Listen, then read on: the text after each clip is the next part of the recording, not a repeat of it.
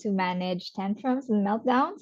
So yeah, this is not really a new um, event for everyone. So even if you don't have a child, you might have seen another child in the supermarket, in the public transportation, in the church, having a tantrum or a meltdown. So today we will explore what causes these behaviors, like how do we recognize triggers, what usually stresses children out that trigger them to have a tantrum or a meltdown. And I will be sharing some real life scenarios as well, and communication techniques. So we can create a supportive environment for children. So tune in as we discuss how to challenge ourselves as well into creating opportunities for children to grow and connect with us with these tantrums and meltdowns. So, yeah, let me begin. So, what we're going to talk about is recognizing triggers, frustration tolerance. So, this is something that I also have just started to realize. So more often than not, when we do see a child starting to cry or about to cry, about to have a tantrum, stomping on the floor, we immediately stop it by distracting them or by giving them what they want, by fixing it for them. But, doing all these for a child almost immediately in the time of frustration um, will make them less tolerant into experiencing it on their own. So they will not learn. So we will talk about that. Um, we will talk about how to soothe the big feelings, behavior management skills. What are the mediums that we can use to help explain these big terms to children, and how can they understand it better in their perspective, because sometimes we also don't have that vocabulary. So there may be other ways that we can teach them aside from explaining it with what we already know, because we also need to heal our inner child. And in healing our inner child, we will get to understand why we cannot tolerate other our child's tantrums or child's frustrations. And lastly, of course, tantrums, while they are normal, if they happen too much, it would mean that we need to seek external support, because um, while children are learning to handle their own emotions, if they are unable to do it multiple times in one day, that is already a red flag for us carers, educators, parents, that our children or our child might be needing more than just self-regulation. They might be needing a doctor's help, therapy. So we'll talk about when we would need to seek external help. So these emotions are usually, what children may be describing themselves. But usually it would be just I'm upset or I'm angry. It's not really, the younger ones, they don't know what overwhelmed is. They don't know what envy is. They don't feel what jealous is. So, supporting children in managing these intense emotions is very challenging, because if they don't recognize what exactly they feel, they won't be able to explain it to you. You won't be able to process them through their anger, through their sadness. Because what if they're sad, for example, their toy got broken. So at first they would be angry, but really deep inside that anger is sadness. Or maybe deep inside that anger, they're actually envious that their brother's toy, which is exactly the same as theirs, is not broken. So they're jealous, they're envious. Why is his toy not broken? Well, it's the same thing as mine. So, teaching them how to separate these emotions, aside from just upset or anger, will also help them cope with what they're feeling. So let's just remember that when our child is struggling with these emotions, it's important that we let them feel it. We let them fumble. We let them get annoyed. It's okay to be annoyed. You let them consider giving up. It's okay because children grapple with the same uncomfortable feelings as us adults. Um, and such as anger, disappointment, sadness, and they learn to handle these emotions when we adults learn to be okay in letting them have this space for that emotions. And many adults, many parents find it very challenging to assist their children in managing emotions while maintaining their own composure. Because of course, as a parent, sometimes when they do it in public, you also feel a bit embarrassed. Other people might have a lot of things to say, like, oh, she or he is letting their child, scream and roll down on the floor, and she's not doing anything about it. So we also have to think, why are we finding it so triggering to see our children having a hard time when they're trying to understand their own emotions, and then we subsequently act on it with in a hard way, also in a harsh way. The children will not learn. It's like negative on negative and it will clash. So let's do some inner work as well so that we can uncover what really makes us uncomfortable in watching our child have these difficult emotions and processing them in real time. So of course, not all the time we let them have attention for a long time. Of course, we need to monitor them. We need to watch them. Is it a performative tantrum? Are they seeking something? Is it they're needing something? A tantrum could be caused by different things. It could be, or their tolerance to these emotions is a learned skill.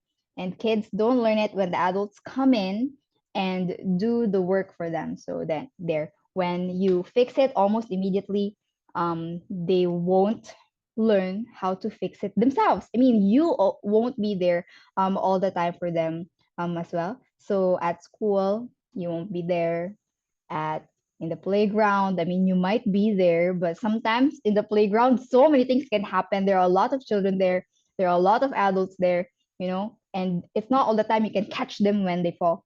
So they need to be tolerant, and they will learn to be tolerant when you also are tolerant to these difficult emotions.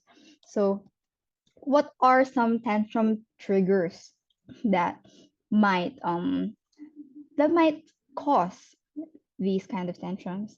Um, this may be caused by moving out. I mean, these are stressful situations where we can see triggers. So moving out of a house, joining a new school, the divorce, poverty, lack of community support, a loss of someone close. It doesn't have to be, death or anything. It could be like a friend moving away, or like moving up to the next grade and having entirely different classmates, experiencing any form of marginalization, birth of a new sibling, prolonged separation from a parent. So that's what teachers experience sometimes when they do go to daycare for the whole day. So these are stressful situations that might trigger something in a child. And what emotions or what things might be triggered with these situations that have a lot of things factoring in for the child. So they might feel frustrated, they might feel that there's a lack of attention, more often than not when there is a new sibling, the older siblings would um backtrack. So when they've learned, for example, they've been biting, they've aggressively had physical aggression before, and then they've already grown out of it.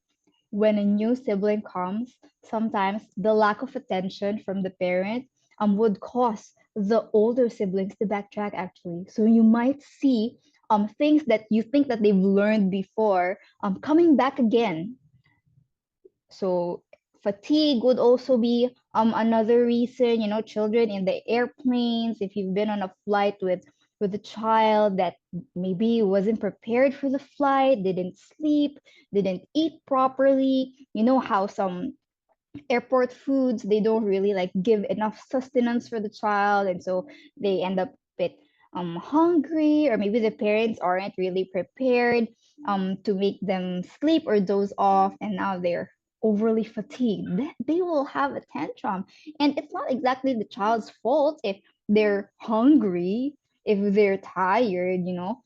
Another tantrum trigger would be disappointment, when you promise them something and they keep on getting let down, not knowing how to express themselves, and power struggling with a parent or with a sibling, or even knowing that they can get revenge. You know, if you're wondering, where do children learn these power struggles, you know, having revenge, you know, it's actually from us adults as well. Because when we are sometimes treating children, we always think that we should be respected because we're the older ones, we're the bigger ones, you know, and that in turn turns us into our child's first bully.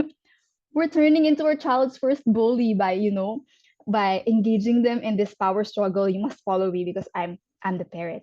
You must follow me because I'm the teacher. You know, it doesn't give them that correct sense of logic if that's the way that we're going to introduce respect or power, because our child, they will learn from us. So if that's how you communicate with them, that's how they will learn to communicate with you.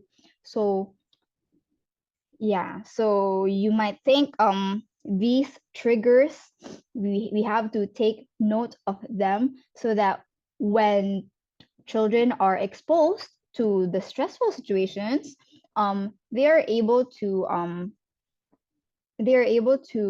cope, or you are able to predict as well, or you're going to move out. Okay, you can predict your child will be uncomfortable in this new school. You can predict that, oh, my child is uncomfortable in meeting new people. I will try to prepare a play date before before the first day of school, or before the new birth of a sibling. Like when you announce your pregnancy and your child seems excited, of course they don't know that the newborn will be crying at night. Of course, it's also disturbing to them. I mean, it's not only to you as a parent, right?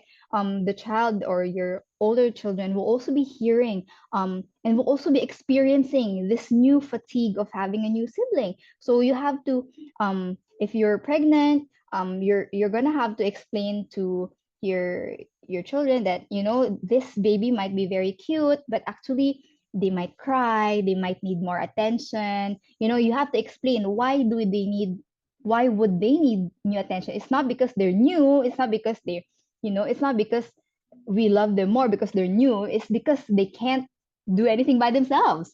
This new baby cannot feed themselves, cannot wait, cannot talk. This new sibling won't be able to, you know, poop by themselves. They cannot call me when they're finished. They're just going to cry the whole day. So you're going to set your child's expectations, and you're going to process them way before these things happen. So for example, even for divorce, you can actually let your child know that it's okay that mom and dad are not going to be together in the same house, but you're actually going to see us um every other week, like, you know, whatever the situation will be, you're gonna have to explain it to them. And when they do ask, you need to, you know, frame it in a way that they can understand. If you are not in good terms with your partner or your ex-husband or ex-wife, of course you don't badmouth them in front of your children. So you just stay neutral and let them form their own opinions, because whatever the truth is, of course, is going to bloom, right? Whoever the more um present parent is, it will, they will know it when they experience it. So you just have to explain, actually, we're going to experience these stressful situations, and whatever you feel, I'm here to understand you. I'm here to experience it with you. And if you feel like something uncomfortable is brooding in your mind, if you have any questions, you can ask mom first, you can ask dad first. So, you know, preparing them is very important as well, so that they don't um, go through the trigger and have a meltdown right after. So if we don't have the words to explain it, there's actually media that we can use, such as movies, such as books. Of course, you don't just let them watch and then that's it.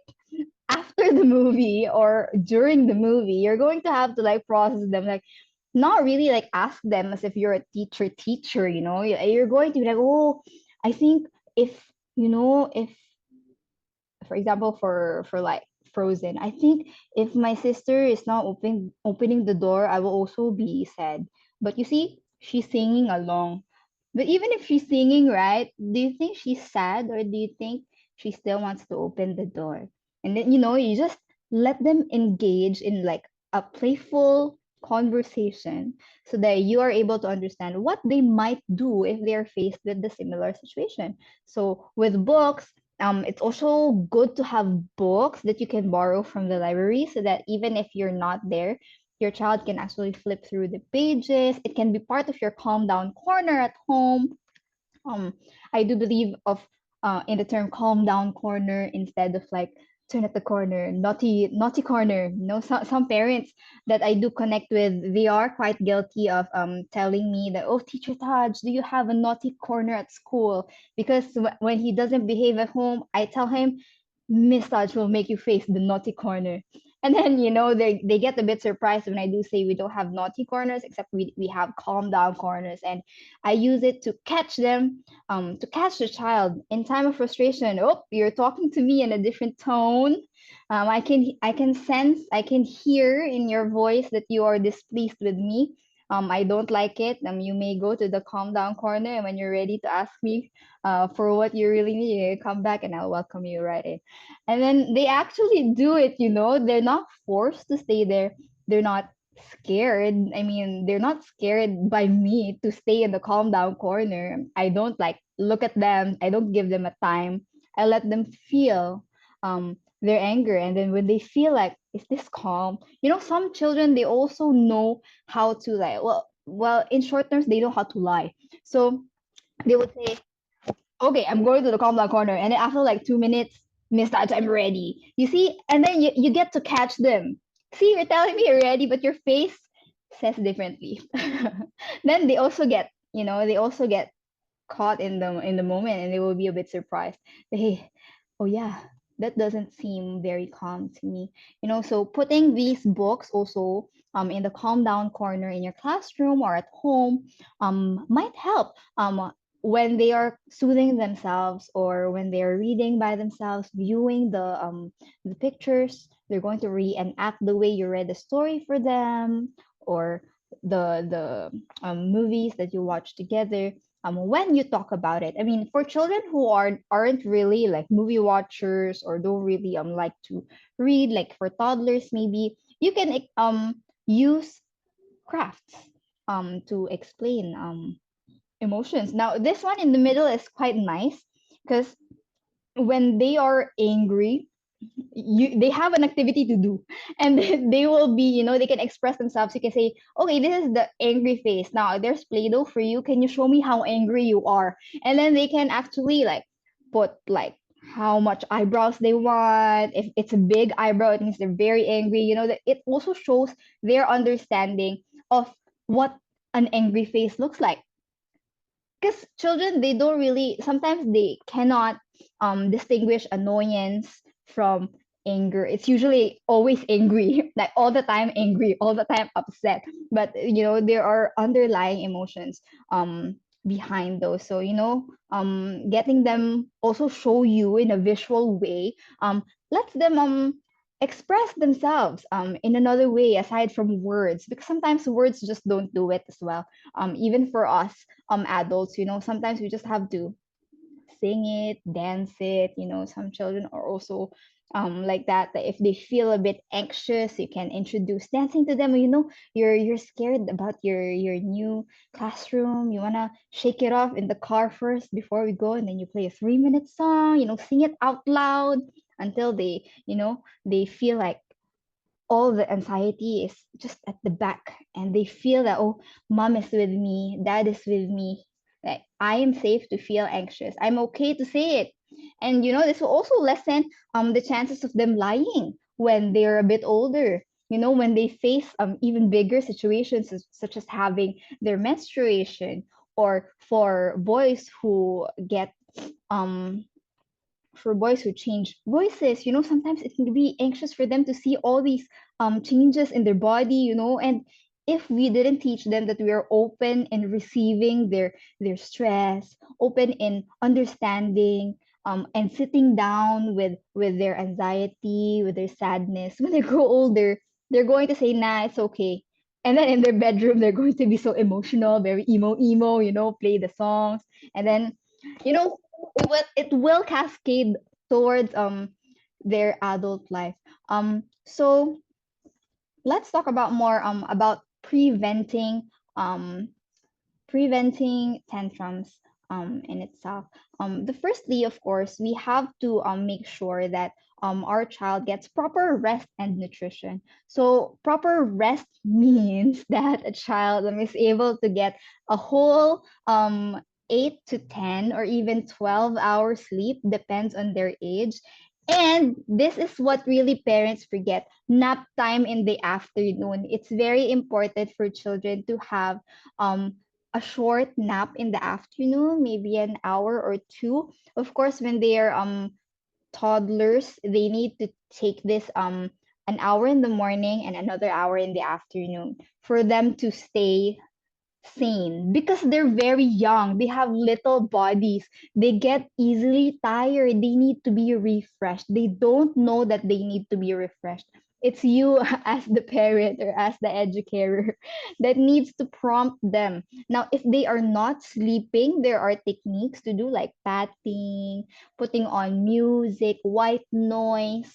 And if that all doesn't work, resting for an hour, lying down for an hour will rejuvenate their senses, and not make them very cranky, because sometimes they also don't understand, why am I feeling so cranky? They don't know because they haven't had rest. They have very tiny bodies that are growing, so they need nap time. So do remember, nap time is important. Secondly, emotion coaching. So that is feeling their emotions and not fixing. Moreover, we can also introduce new words depending on their age, such as I'm disappointed, and then you use it in context. I'm disappointed. I didn't win the first prize. First really sounds good to me, or first really is a bragging right, and I'm disappointed I didn't get it. You just use it in a context that they will understand, so that they can also like um practice using it themselves. Another way would be role play and storytelling. So not a lot of parents do role playing with their children. Like they don't do a lot of conversations with their children, and this in turn, is not helpful for them, because if you are not aware of how your child will react, um you won't be able to prevent it, and you won't know how they will react if you don't engage them in conversation. It's not always trusting the teacher or trusting the caregiver. I mean, as a parent, you have to have your own playtime and your own storytelling portion with your child. This will let you also reflect with yourselves, because sometimes it's also in the genes. If you're easily to be if you're quick to anger, of course, your child might also be quick to anger. Or if um you have, for example, you have adult ADHD, then your child might also be, absorbing these habits from you. So it also gives you a time to do inner child work and self reflect on yourself, because if you understand yourself and you know what works for you, then you can give your child proper advice, because then it has worked for you. But also you have to, compare it with other parents, seek guidance from the teacher if you are not 100% sure, because sometimes we also have things that work for us that aren't really applicable to children. For example, like smoking, doing vaping. These are very soothing. Some for some adults, it's very soothing for them to have like a cigarette break, for them to have, drink alcohol. But these are things that we cannot really like introduce to our children in forms of course, age appropriately. I mean, such as candies, like when they're sad, give them candy. Like you think it will soothe them because, oh, it feels good to have something sweet. But it's not okay to do that all the time. Of course, sometimes that's the last resort, but not all the time, because they might think that, oh, when I'm sad, I always get dessert. Or I'm if I'm angry, I need to, like, I don't know, whatever you teach them, like punch on the pillow. What if it's not the pillow anymore? What if they catch themselves not punching the pillow anymore? So let's teach them also, like, more healthy ways to cope with their stress. Co-regulation is also a thing. So that when they are crying, you just hold them in your arms. You instruct them what will happen. Okay, you're crying right now. I can feel you're very angry. I'm going to count to 20. I'm going to start with the loudest voice, and by 20, my voice will disappear. And I also want your voice to disappear as the number gets bigger. So you can start with very loud voice, of course, so that you can match their energy and they can match yours. So you're co-regulating. So when they're crying really loud, you can be 1, 2, 3, 4, 5. It gives them something to focus on, and at the same time helps them regulate their emotions um, in real time. Because sometimes, no matter what preparation you have, your child will always have tantrums. So having co-regulation will work, so that you also get to experience breathing with your child, doing breath work. So let's recognize and accept that our child's emotions or frustrations is important. It's an integral part of their development, and acknowledging these emotions and feeling it with them can help them feel understood. So, these things that we have listed here, we have to stick to it, but also remain flexible, because what might work on the first child might not work on the second child. What might work in this class might not work on the next class. So even if we have our certain management skills already, we have to stay in the loop of other ways that we can help other children. I mean, um, if we're at home or we're at school, we have to create this safe space for everyone by not putting them in a cage. Like, okay, when you're angry, you just go here. There's not one step solution for everything. We there will always be a different way to soothe a child. So we have to remember that they're all unique. So patience, consistency, understanding, these are key elements to managing tantrums and big emotions, and promoting positive behavior over time.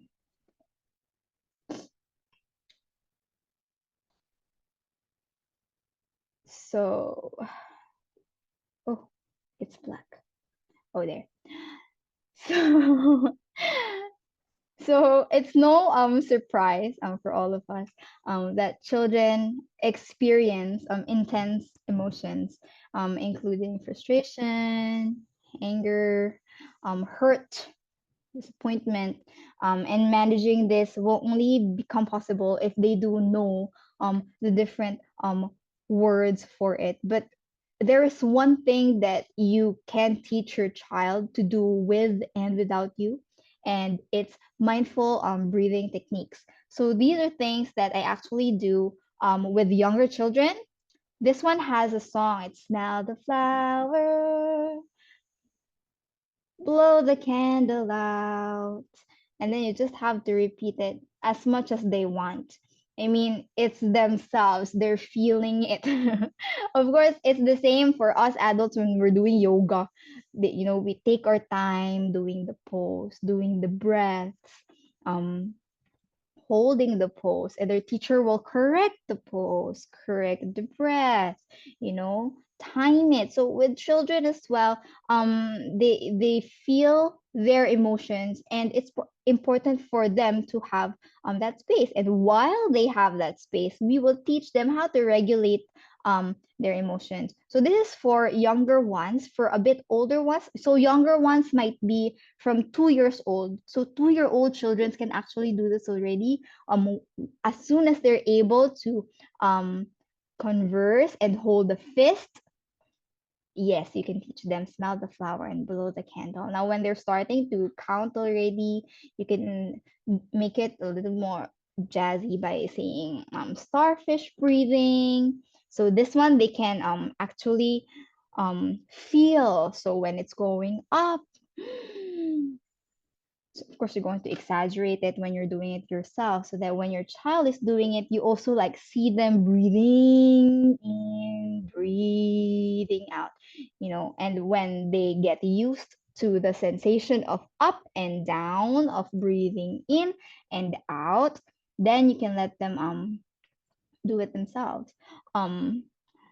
So yeah, we teach breath work actually in our childcare center as early as 18 months.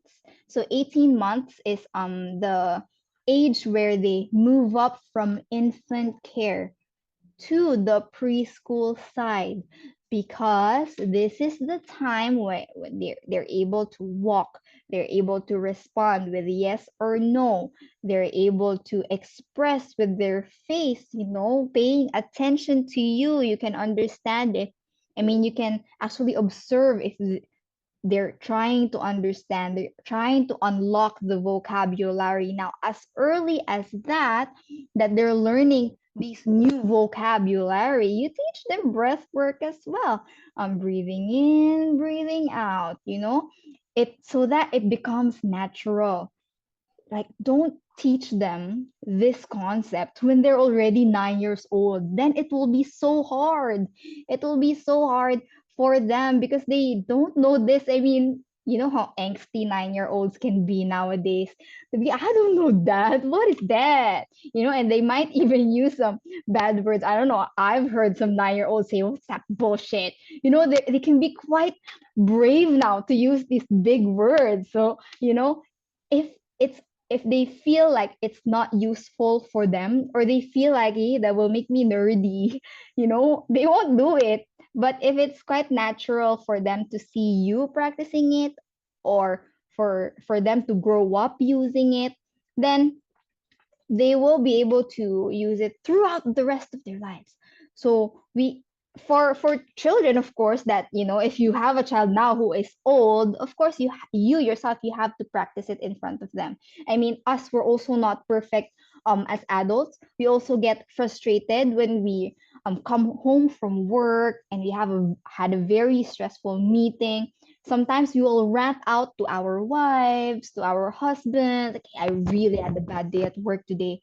Or, when I was driving, there was a car that sped up in front of me. And, like, sometimes you say these things and you don't know. I mean, you're not aware your child is actually learning from you. So they will understand from you how you handle, or how you handled the situation. You know, Based from my personal experience, I've had children saying mean things. And when I do give a call to their parents, the parents would say, "Oh, actually, I said that the other day because while I was driving, another car like honked at me and I wasn't even doing anything." And so they would say words such as "stupid driver, stupid driver." And now the child at school would be saying, "Stupid you, naughty you." They're going to copy these things without understanding the underlying context. While it is often looked down upon for children to say bad words, I actually feel that they should know what these words actually mean. So, for example, if they hear the word shit, I mean, do they know what shit actually is? I mean, sometimes people say shit when they're happy. shit, I got the new job, or like, shit, that was so close. They have different context as well. And when your child, when your 9-year-old child or older, is able to use it on their own, now you have to explain to them, where did this word come from? Where do people usually use it? It's not always a bad thing. I mean, it's important that they understand the language that they are using. So that's for older children. But of course, for younger children, we will ignore. So if you hear, for example, a 4-year-old trying to copy these kinds of words, that one we don't laugh it off and say, oh, you're so cheeky. Where did you learn that word? We're going to firstly ignore it. Usually, based on my experience as a childcare teacher, if you ignore something, I mean, you don't like, there's no response from you, they don't repeat it again because they don't feel, oh, it's not entertaining. Oh, she did, it's not, I mean, there's nothing, that's boring. So they will use another thing because they're quite young. So what entertains them a lot is reactions from you, like, of course they're looking at your face. Your face is so big because you're the adult, and if they say something that caught you off guard and there is quite a reaction, they will say it again and laugh. So for younger ones, you try to ignore it first, and if it persists, that's when you have to explain why, or where these words come from, the context in which people uses it, um you know and connecting with them, getting down to their level and connecting will make them understand it more. So practicing that, connecting with your child, explaining with them, breath work, practicing it again and again makes perfect. Of course, we also have to practice it with ourselves, because if we're going to teach it to our children, to our students, we have to know how effective it is.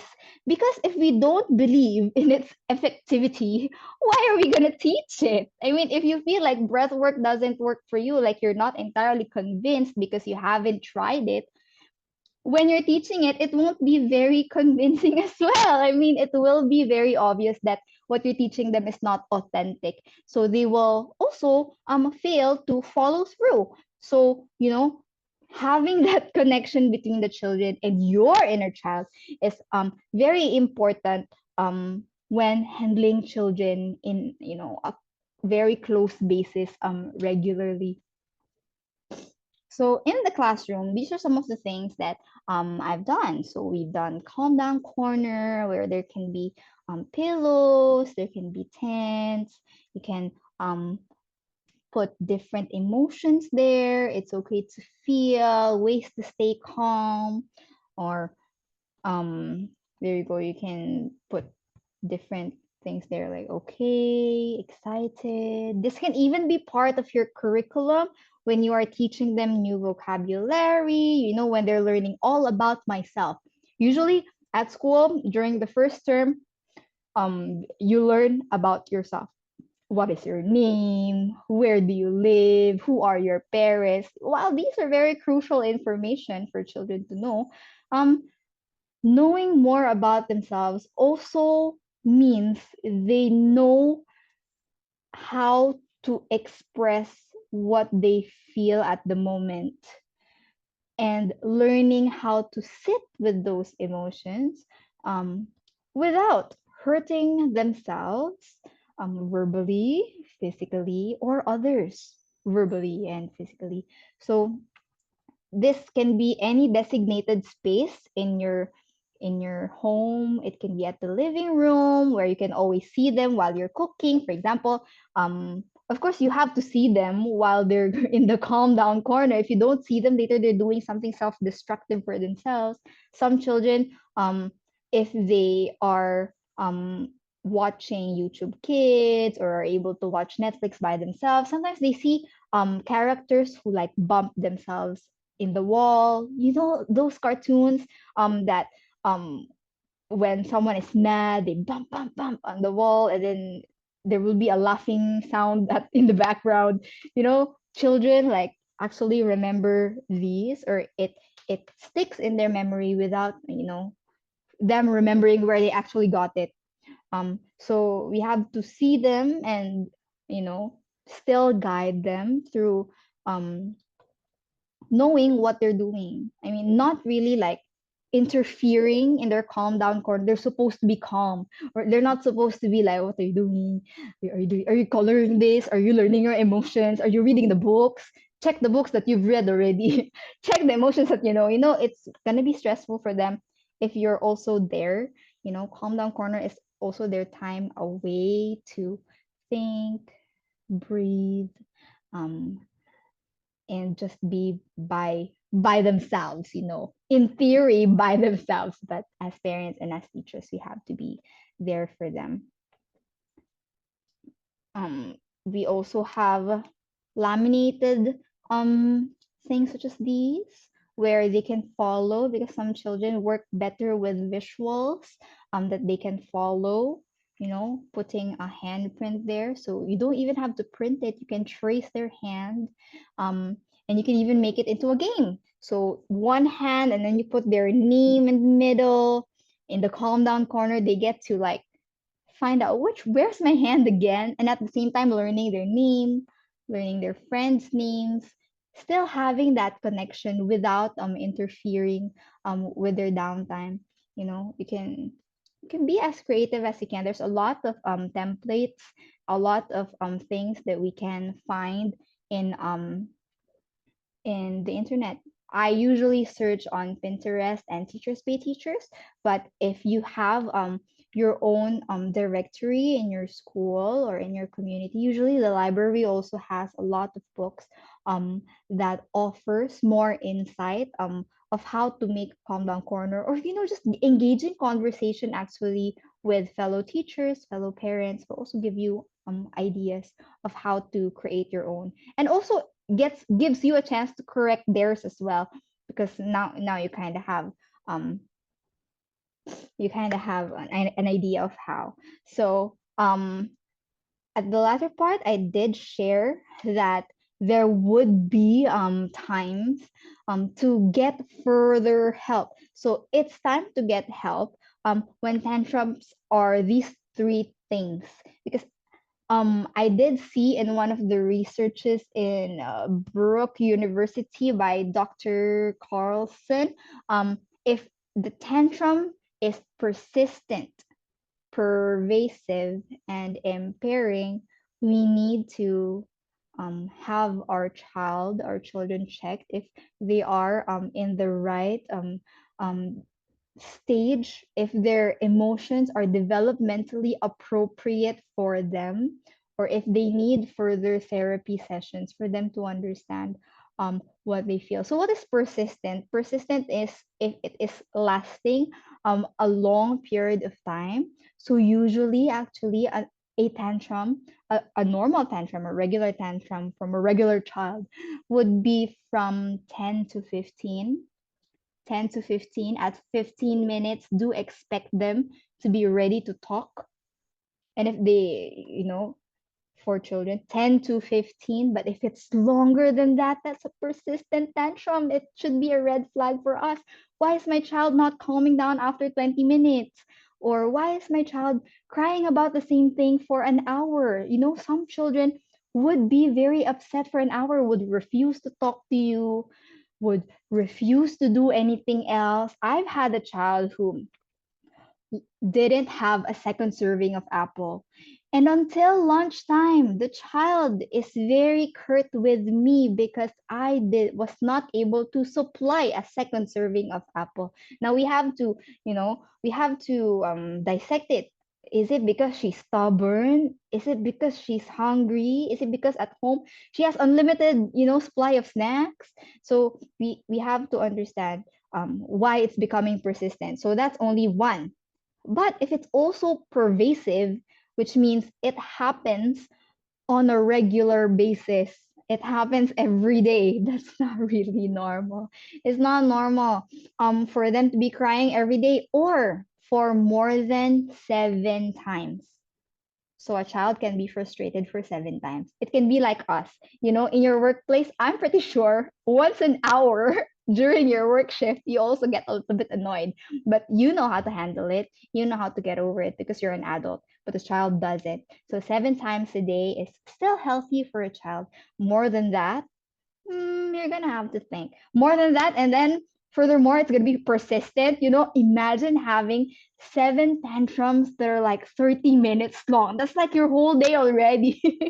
Even if we got 24 hours, half of that is supposed to be sleeping. You're not supposed to be managing your child until late up at night when they don't want to sleep. They're going to be crying, or in the morning, very early in the morning, they're going to be whining. Not really, whining is quite normal, but like won't want to shower, won't want to get in the car. What, why won't my child go to school? Is it the teacher style isn't working for my child? Why won't my child go in the shower? Is it the temperature? Temperature in the shower is too cold, is it too hot? um, was I not able to put them off to sleep early enough, and now they're feeling cranky, you know? But pervasive ones that you could have, I mean, you did prevent it, but it's still occurring and it's still persistent. And moreover, it's impairing. That means when teachers already need to connect with parents. Hey, mommy, daddy, did something happen at home today? He's quite cranky. Most of the lessons he didn't complete. Every other transition to a different period, he would cry.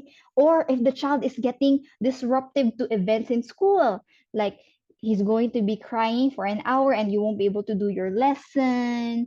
If in the restaurant he's already banging on the plates, pushing off the utensils, that's very disruptive to other people.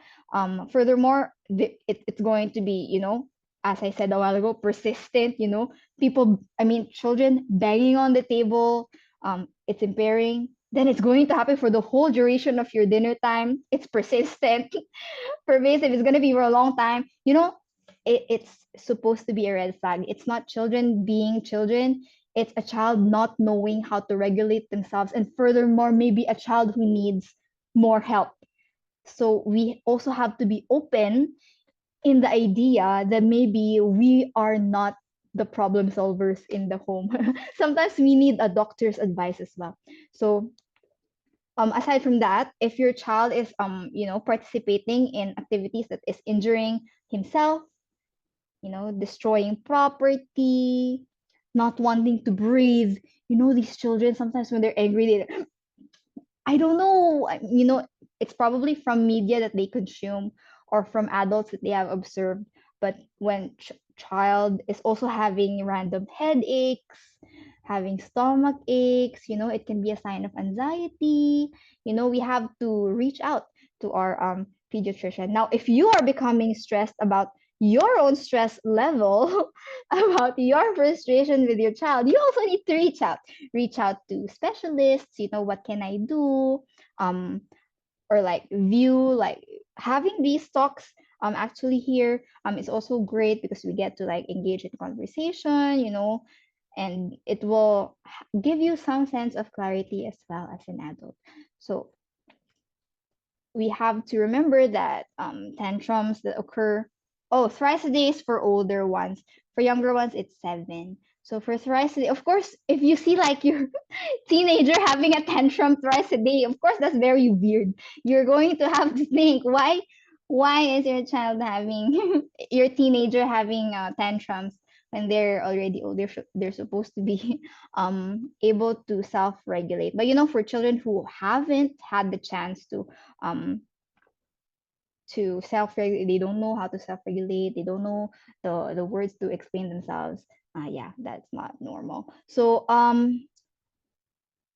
some things that mm, might be underlying these tantrums that are pervasive, persistent, and impairing is mental health problems, problem in social functioning, or brain reactivity. Sometimes children need to drink medicine so that they can regulate their hormones. it's also for, you know, it's also quite the same. I can compare it to birth control. If you know birth control, it targets women's hormones. You know, when you take birth control, you kind of like are able to regulate it with the help of the drug. It's kind of the same with the child. If a child is unable to, I mean, function with their brain, they might be having some sort of reactivity that they need to get treated with by therapy or medication. So, yeah, so there you go. So, I just want to end with this thing. The reason why big feelings are not comfortable for children, why they lash out, why they cry so much, why they have all these big feelings, is that they feel that today is forever. It's not a temporary feeling. You know how they say, yesterday I felt sad, but actually that yesterday was last week. They don't have this understanding of time. They feel that sometimes they feel that each day is the same, especially if they have routines that they can follow, right? So that is why they have feelings. Now, why do they feel this way? Sometimes we make happiness the goal of childhood as well. When we make